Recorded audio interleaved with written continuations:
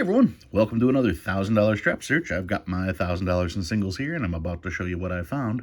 But before I do, let's talk about this week's tip. Now, one of the things that I get a lot of questions about is value, okay? What is the value of something? And anybody can put any price on anything they want and say that's what it's worth. Some people will say it's worth what someone will pay for it. Well, no, not really. If one rich millionaire wants to pay $1 million for something, that doesn't mean that item is worth $1 million to the rest of us. That means that that rich millionaire blew $1 million on some stupid item that he cared more about having than the actual value of the item. So what are we really talking about with value? Well, let's look at it this way. Here's a $20 bill. Happens to be a star note. I still have to look this one up. But we all know what this note is worth. It's worth 20 bucks. Everybody would agree that this is worth $20. If I'm telling you that this note is worth $20 and you agree that this note is worth $20, then if I had a bunch of these and I was selling them for $10, you would take as many of these as you possibly could at that price, wouldn't you?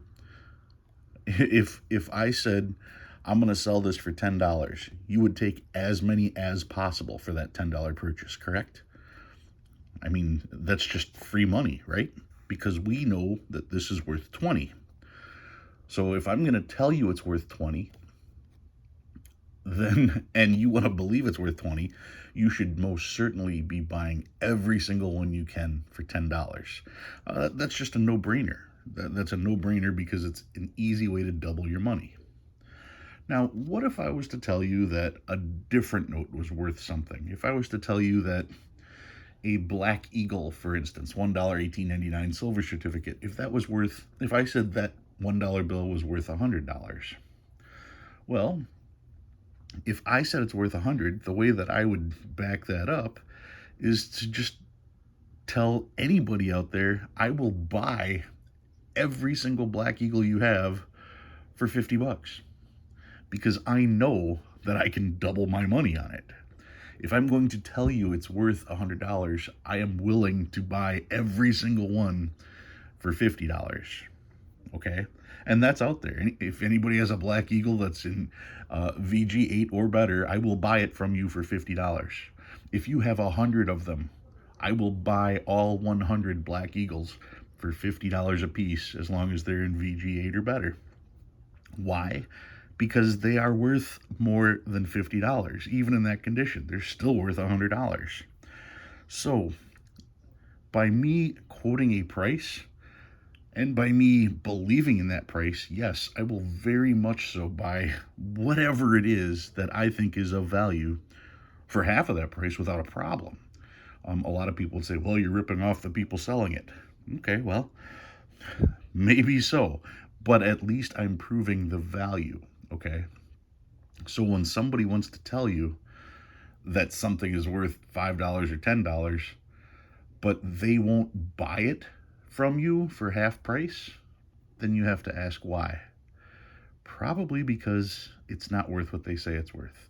If they won't pay half price for what they're selling, then I think that's pretty clear that there is no value there. So every time you see a seller that's trying to sell some weird little thing, grab a strap of singles, find one yourself, and then ask the seller to buy it from you for half price. Because if it's really worth what they're saying, they should do it in a heartbeat because they will be doubling their money.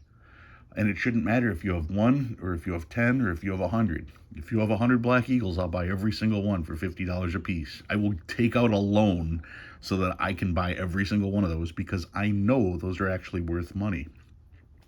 So once again, when those people tell you that those very common fancy serial numbers are worth money, ask them how much they're paying for them.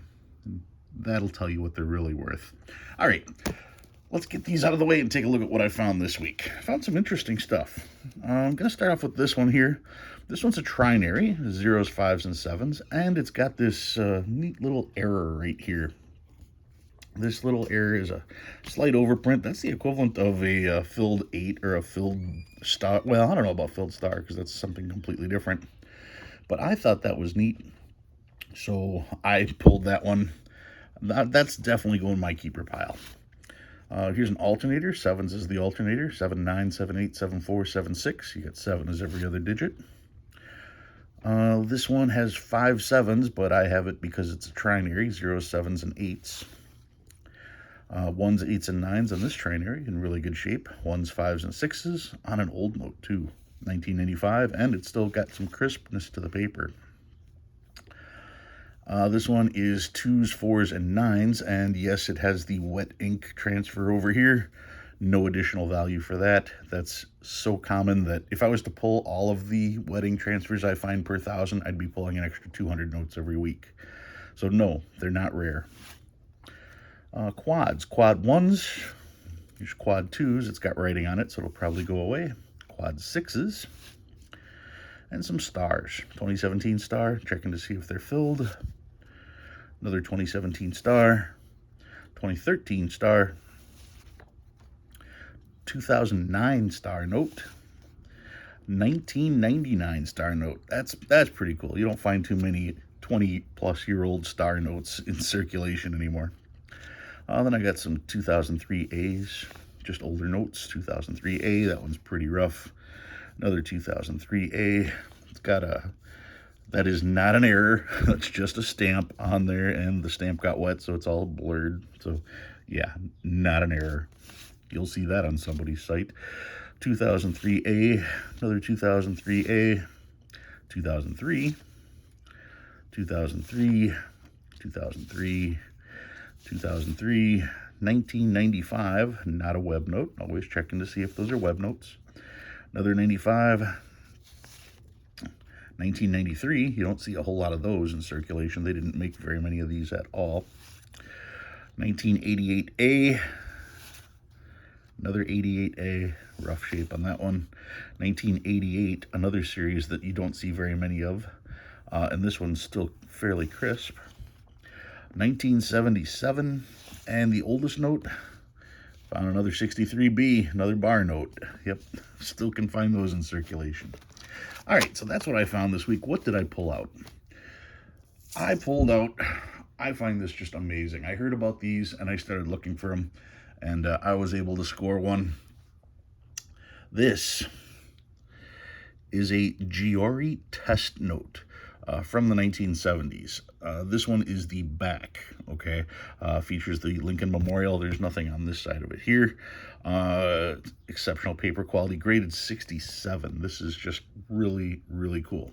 What is this? Well, Giori actually designed a type of printing press that allowed multicolor intaglio printing.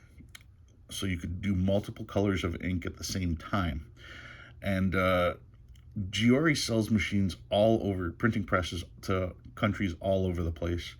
It was a fascinating story, but then I read another story, and most of it contradicted the first, so I'm not 100% sure on all of these things, other than the fact that Giori is the person who came up with a very particular type of printing press, and it wasn't even clear if that's what we're using now in between the two articles.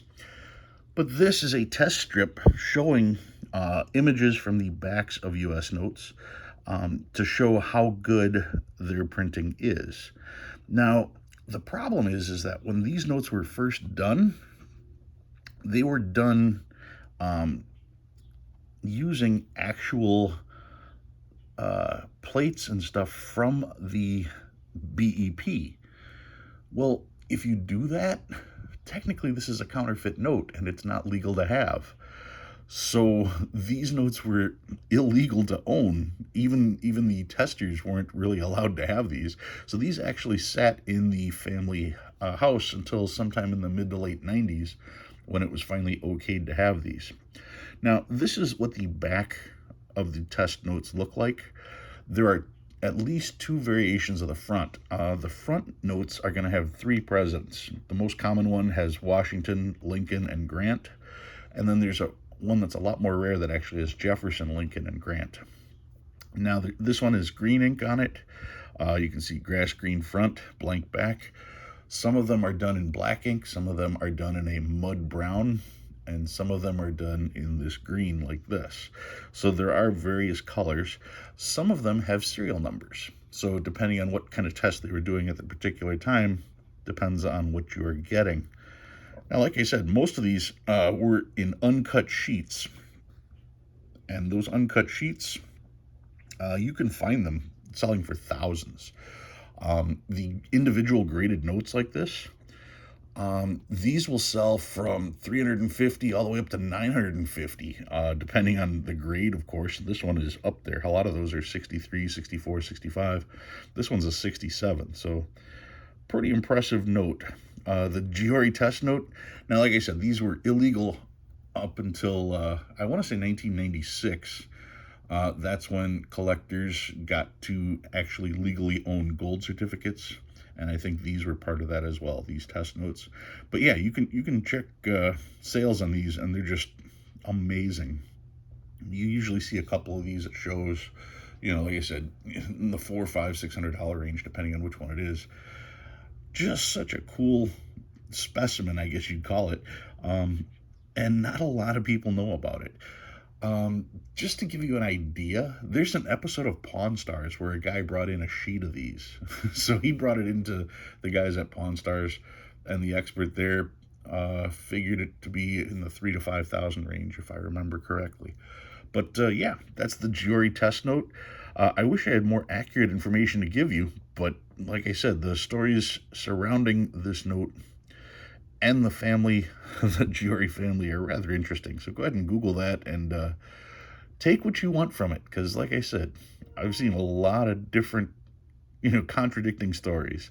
So I'm sticking with this is a 70s note, a 70s test note, and just to me, really fascinating. All right, guys, if you learned anything new, go ahead and hit that like button. If you like what you see and you want to see more, please subscribe. Love reading all your comments. Thanks for watching. I'll see you next time.